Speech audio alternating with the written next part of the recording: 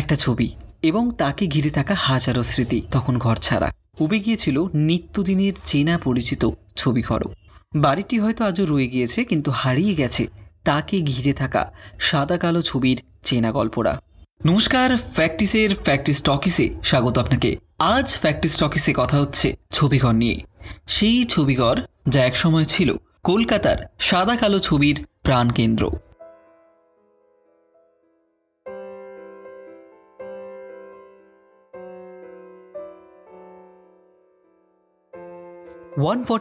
SN Banerjee road, ধর্মতলার এই চত্বরে যাদের নিত্য আনাগোনা রয়েছে, প্রায়শই তাদের নজরে আসে একটা জরাজীর্ণ পলেস্তেরা খসে পড়া ধুঁকতে থাকা বাড়ি।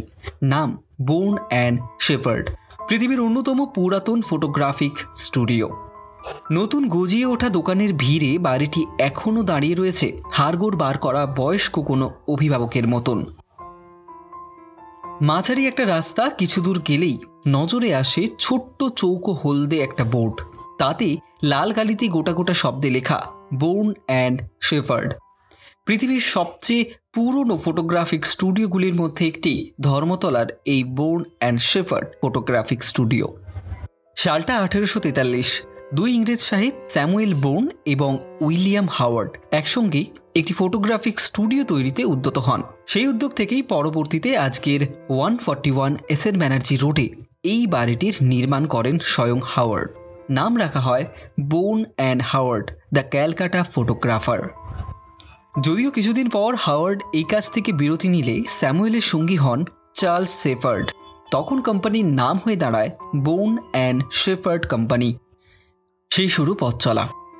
এরপর ধীরে ধীরে এই স্টুডিওটি হয়ে ওঠে এই শহরের সাদা কালো ছবির প্রাণকেন্দ্র। গোড়ার দিকে শুধু ইংরেজদেরই ছবি তোলা হতো এখানে, পরে তা হয়ে ওঠে সর্বসাধারণের জন্য।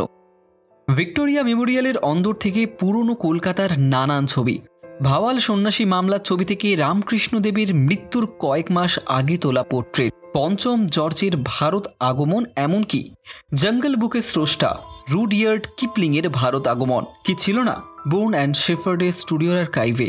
বলা হয় ভারতে সাদা কালো ছবির সোনালী অধ্যায়ও শুরু হয়েছিল এই স্টুডিওরই হাত ধরে। বেশ চলছিল কাজ, জমে উঠেছিল পসারও, কিন্তু হঠাৎ করেই যেন অন্ধকার নামল। 1991-এর আদ্যভাগ কোনো এক অজ্ঞাত কারণে হঠাৎ আগুন লেগে পুড়ে ছারখার হয়ে গেল বোর্ন অ্যান্ড শেফার্ড কোম্পানি। ছাই হয়ে গেল সংগ্রহে থাকা নানান ছবিও। সেই যে গ্রহণ লাগলো, আর সামলে উঠতে পারল না স্টুডিওটি।